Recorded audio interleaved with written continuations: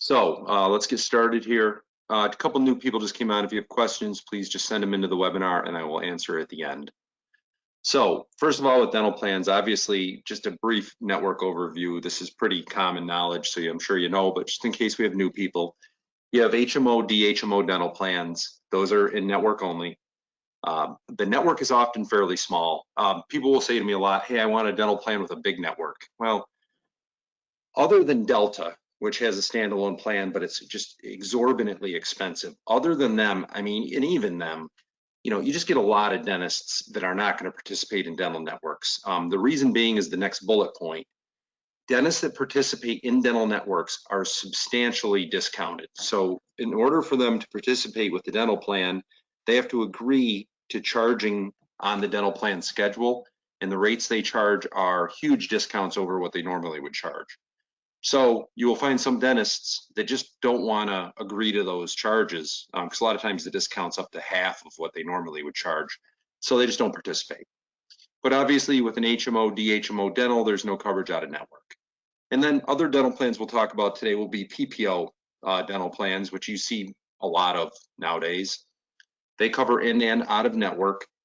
Same thing, the in-network, they can have decent sized networks, but certainly it's not going to canvas and cover all of the doctors in an area. I mean, there's still going to be dentists rather, there's still going to be a number of them that don't participate.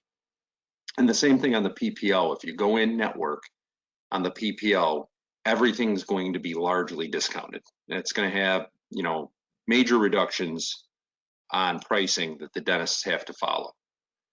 If you go out of network on a PPO dental, and I see this the most often, people, kind of relying on the out of network piece of a PPO dental plan, you're not going to have negotiated pricing. The dentist can bill what they want, and as a result, there will be balanced billing. I'm going to do a slide on that in a few minutes later on in the presentation. And again, for those who just joined, the presentation should run about 15, 20 minutes.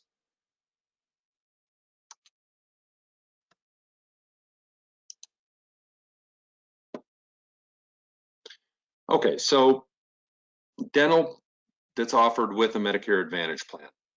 I mean, it's often very standard looking benefits. Some plans will include the dental, it'll be built right into the plan. And as you've probably seen, other plans won't have dental built in, or if they do, they'll only have preventative dental built in, but then they'll have an optional rider that you can buy on a monthly basis. And you can, the prospect would pay money to have that optional dental rider added. One thing to keep in mind when it comes to dental, either inherent within the Medicare Advantage plan or as a standalone rider connected to the Medicare Advantage plan, those plans cannot have waiting periods. So that's a CMS reg. If Medicare Advantage plans have dental benefits, they cannot put waiting periods over them. And that is a huge advantage they have over standalone dental plans, which we'll talk about in a little bit. The max benefit on these plans depends a lot on things such as the state you're in, the company you're using, but max benefits range from, you see them as low as $500 up to, some of them go up to $3,000 or $4,000 annual maximum benefit. So, it depends on where you are in the company you're using for dental. When you're paying for a rider, many companies allow you to join at any time, at any point during the year. And also most companies, well, all companies, I should say, have to let you drop at any time during the year. So there are some companies that will say, if you're adding the dental rider, it's got to be either, at renewal or when you first sign up for the plan. But a lot of companies now are saying you can add the dental rider anytime, which is really advantageous. UHC, for example, they do that, where you can add that dental rider anytime during the year. And then you can also drop it anytime during the year. And that's with every plan. So they can't force you to stay on the dental plan. And you can use that as a selling point with prospects, because it's kind of nice if they can have the option of adding a rider if they need it and when they need it, because again, they can't put waiting periods on these plans. Okay, so standalone dental plans. So standalone dental plans are separate policies. They almost always have a 1-year waiting period on major services. So pretty much any standalone dental plan you do, so if you're buying a dental plan from Cigna or Delta, or the one I'll talk about at the end is Nationwide's National Care Dental, they're gonna have a 1-year wait on major services. So it's just kind of one of the negatives about a standalone dental plan. And the reason they do that is so people don't just enroll in the standalone dental plan, get a crown, and then drop the plan. A lot of them also have a 6-month wait to a 1-year wait on basic services as well. And I'm going to go over preventative versus basic versus major in a minute. But just know a lot of them have a 6-month wait. One of the reasons we use the nationwide National Care Dental a lot is they don't have a waiting period on basic. It's only on major. There are a few plans out there, such as examples are Cigna and Nationwide, that they will waive all waiting periods if the person had continuous coverage.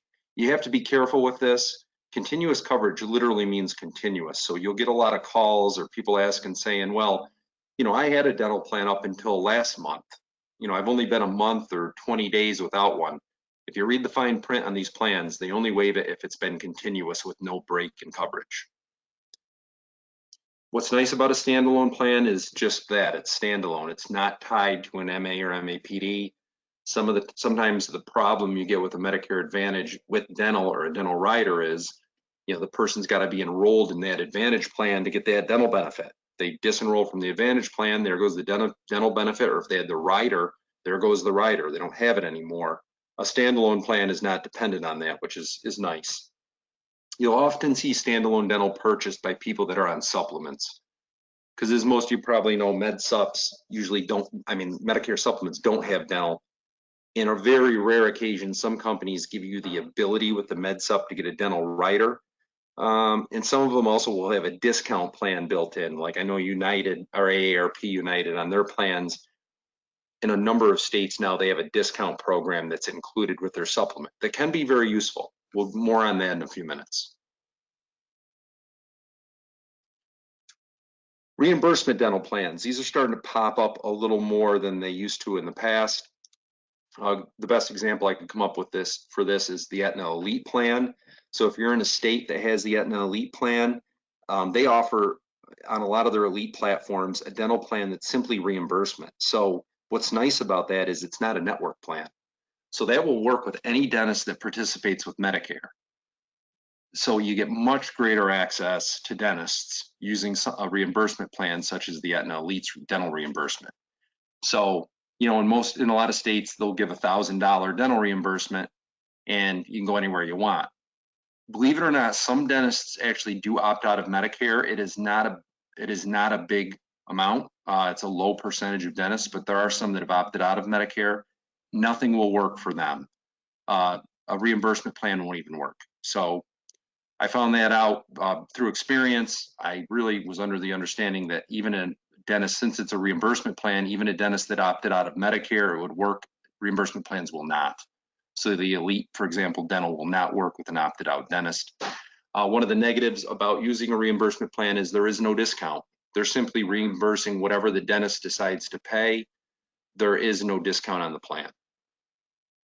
Reimbursements are usually pretty easy. They just pay a percentage of the bill. So person goes to the dentist, gets their work done. They take a bill. It's got to be detailed, an itemized bill. They send it to Aetna. And on the Elite, usually they do a 50% reimbursement, and they simply just reimburse 50% of whatever was billed, but it's not negotiated rates. For those who ever are interested or bored, I guess, and want to look and see what dentists have opted out of Medicare, there is a link for that on the CMS website. The URL is super long, so I didn't bother to put it on the presentation.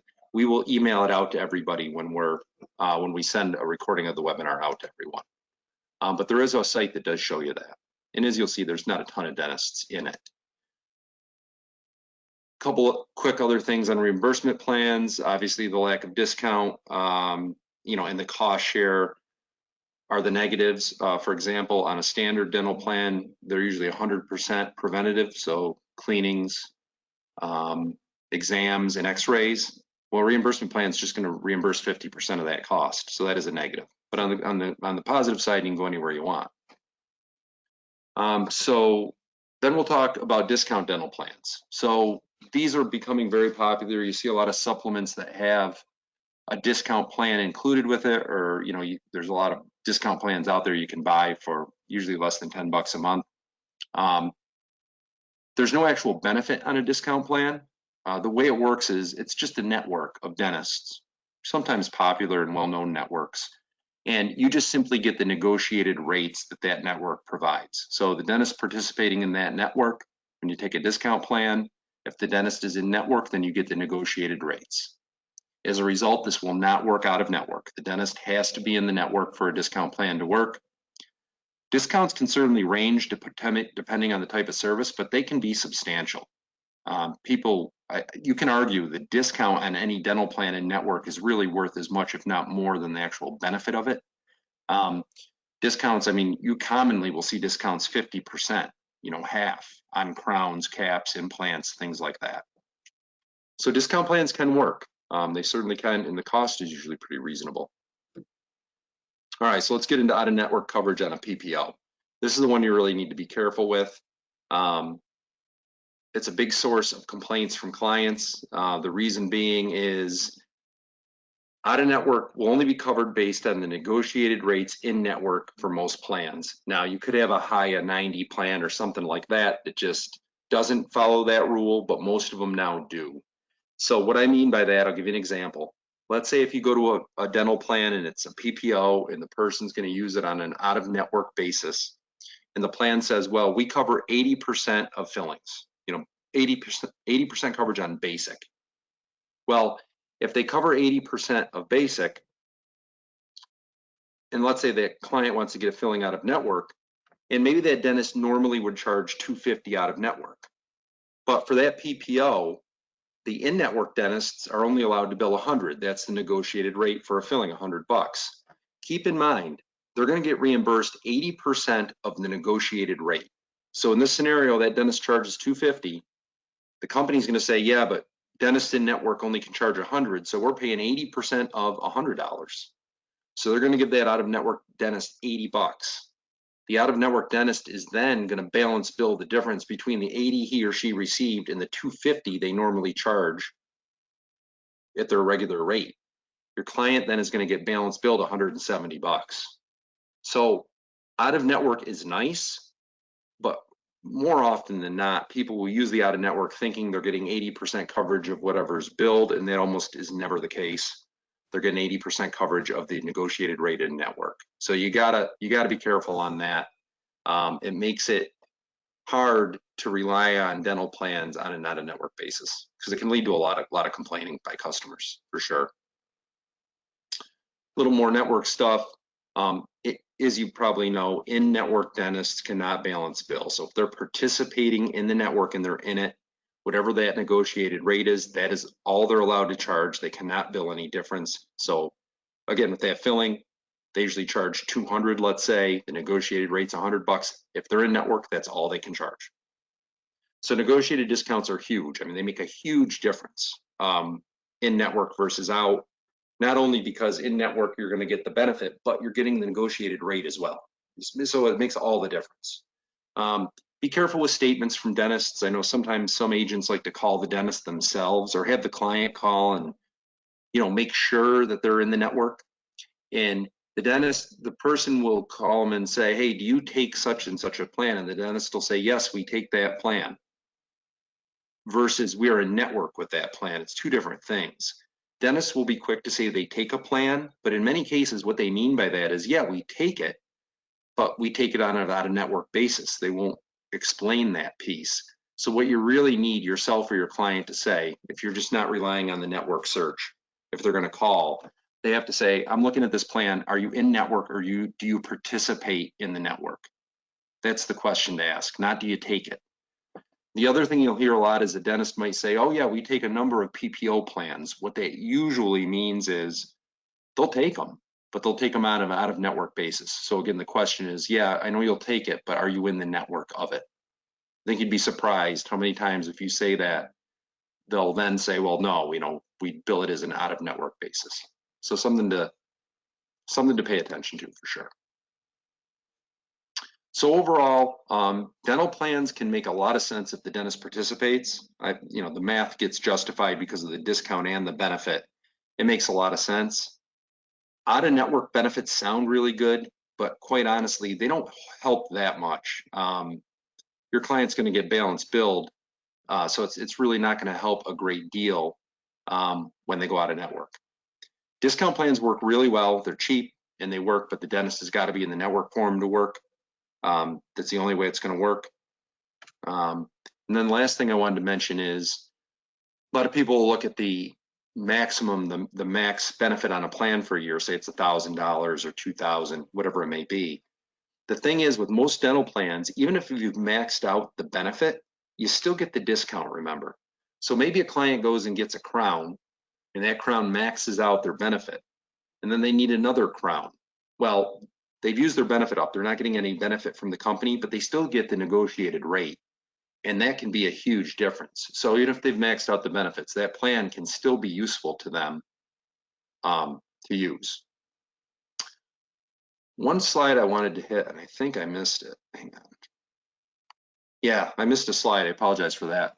I just wanted to do the standard benefit layout. So when you look at dental plans, just before we finish up here, when you look at dental plans, you'll see standard dental plans. I mean, I've been doing this for years. They all look very much the same.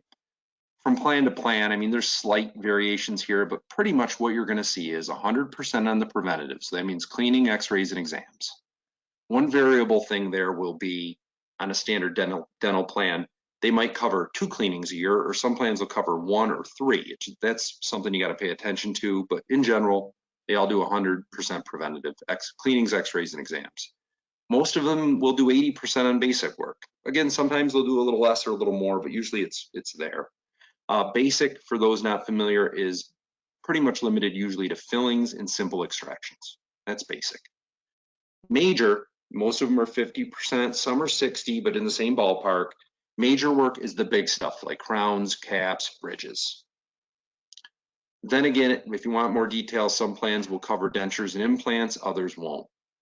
And then also fine print, when you look at a dental plan, they'll usually put restrictions on the amount you can get per year. So they might say we cover 50% of crowns, limited to, 2 crowns a year, or, no more than 1 crown per tooth. So you can't get a new crown on a tooth and then for 5 years. You got to read the fine print there.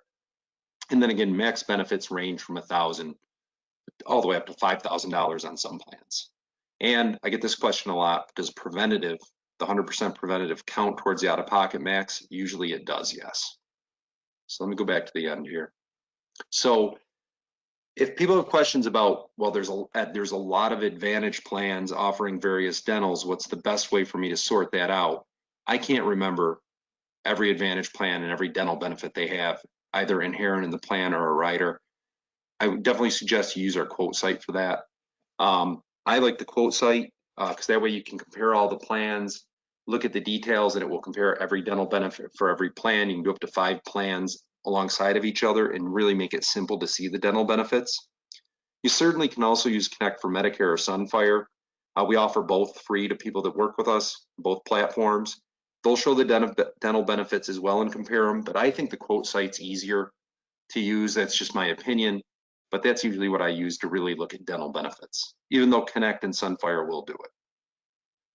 For a standalone dental plan, there's a number of them that we offer, but Nationwide's National Care Dental is one of the more popular ones. Is a standalone dental plan.